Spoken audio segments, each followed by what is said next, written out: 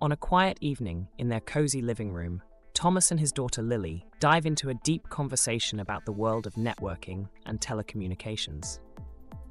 "Hey Dad, can you help me understand something for my IT class?" "Sure, Lily. What do you need help with?" "We're learning about networking and telecommunications in information technology, but it's a bit confusing. Can you explain it to me?" "Of course. Let's start with the basics.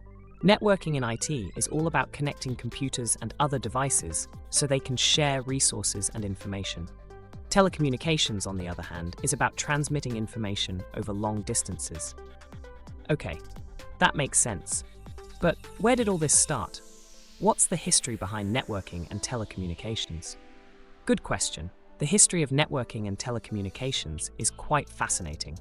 Let's break it down." "Sure, go ahead." The origins of telecommunications can be traced back to ancient times when people used smoke signals, drums, and other methods to communicate over long distances.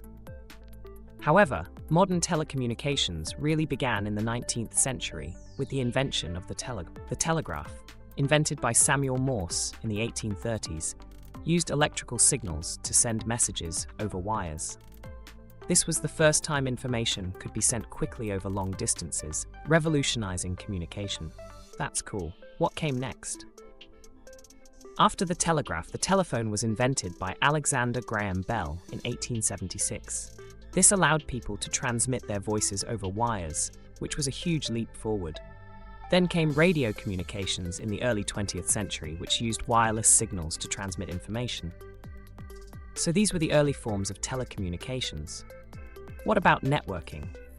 Networking, as we know it, began with the advent of computers in the mid-20th century.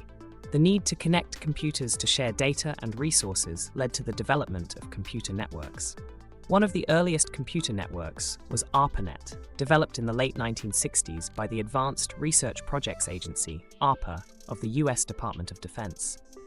ARPANET? Is that related to the Internet? Yes, ARPANET is considered the precursor to the modern Internet. It used packet switching, a method of breaking data into packets and sending them independently over the network, which is still used today. ARPANET demonstrated the potential of computer networks and led to the development of protocols that form the basis of the Internet.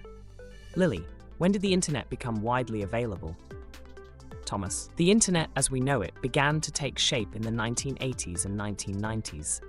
In 1983, ARPANET adopted the TCP/IP protocol suite, which is the foundation of the Internet.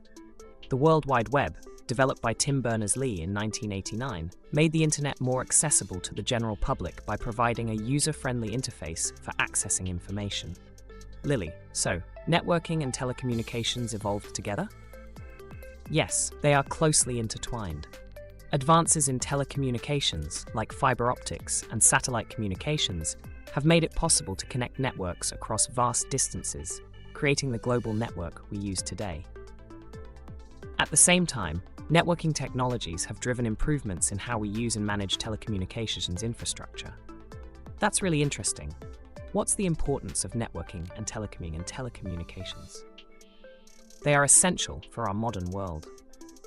Networking and telecommunications enable global communication and information sharing, which are critical for businesses, governments, and individuals. They support everything from international trade and telemedicine to social media and online education. Lily, what are some advantages and disadvantages of networking and telecommunications? Thomas, networking and telecommunications offer numerous advantages. They connect people and devices across the globe, allowing for instant communication and access to information. They also streamline business operations, enabling remote work, online transactions, and digital collaboration. Moreover, these technologies provide access to services and information from anywhere, benefiting education, healthcare, and many other fields. Additionally, they drive technological advancements and create new opportunities in various industries. However, there are some disadvantages. Networks can be vulnerable to cyber attacks, data breaches, and other security threats. Setting up and maintaining telecommunications infrastructure can be expensive. Managing large networks requires specialized knowledge and can be complex. Furthermore, Over-reliance on networks and telecommunications can lead to problems if systems fail or are disrupted. What are the main purposes and uses of networking and telecommunications? Thomas, the main purposes and uses of networking and telecommunications are quite diverse. They enable voice, video, and data communication across distances, allowing people to stay connected. They also allow for the sharing of resources, files, and information among connected devices, which is essential for collaborative work. Remote access is another key purpose, providing access to networks and resources from remote locations, which is crucial for remote work and telecommuting. These technologies support entertainment through streaming services, online gaming, and social media platforms. They facilitate commerce by enabling online shopping, banking, and business transactions. Additionally, they play a significant role in education by enabling online learning platforms, virtual classrooms, and digital libraries. Lily, what about the different categories and technologies in networking and telecommunications? Thomas, networking and telecommunications can be categorized in several ways. In networking, there are local area networks, LANs, which cover small areas like homes or offices. Wide area networks, WANs, which cover larger areas such as cities or countries. Metropolitan area networks, MANs, which cover a city or a large campus. And personal area networks, PANs, which connect devices in close proximity, like within a room. In telecommunications, we have wired technologies, such as copper wires and fiber optics used in Ethernet and DSL, and wireless technologies, which use radio waves and satellite signals for Wi-Fi, cellular networks, and Bluetooth. Some of the key technologies in this field include routers and switches that direct data traffic and connect different parts of a network, fiber optic cables that transmit data as light signals, offering high speed and capacity, cellular networks that use radio waves for mobile communications, satellites that enable global communication and internet access in remote areas, and wireless access points that allow wireless devices to connect to a wired network. Lily, are there any current trends in networking and telecommunications? Thomas, absolutely. Some of the current trends include the development and deployment of 5G networks, which offer faster speeds, lower latency, and greater capacity for mobile communications. The Internet of Things, IoT, is another trend, connecting everyday objects to the Internet, allowing them to send and receive data. Cloud computing is also significant, as it allows for storing and accessing data and applications over the Internet instead of on local servers or personal devices.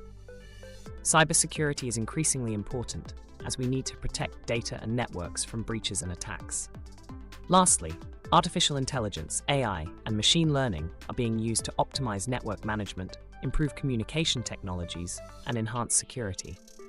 Wow, it's amazing how far we've come. Thanks, Dad. This really helps put things into perspective. Anytime, Lily. Understanding the history, importance, categories, technologies, and trends gives you a comprehensive view of how these technologies evolved and how they shape our world today. If you have more questions, feel free to ask. I will. Thanks again. You're welcome, Lily. Happy studying.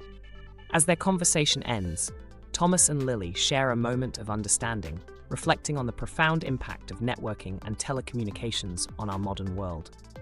They delved into the evolution of networking and telecommunications, spanning from ancient methods to modern innovations like the Internet and 5G.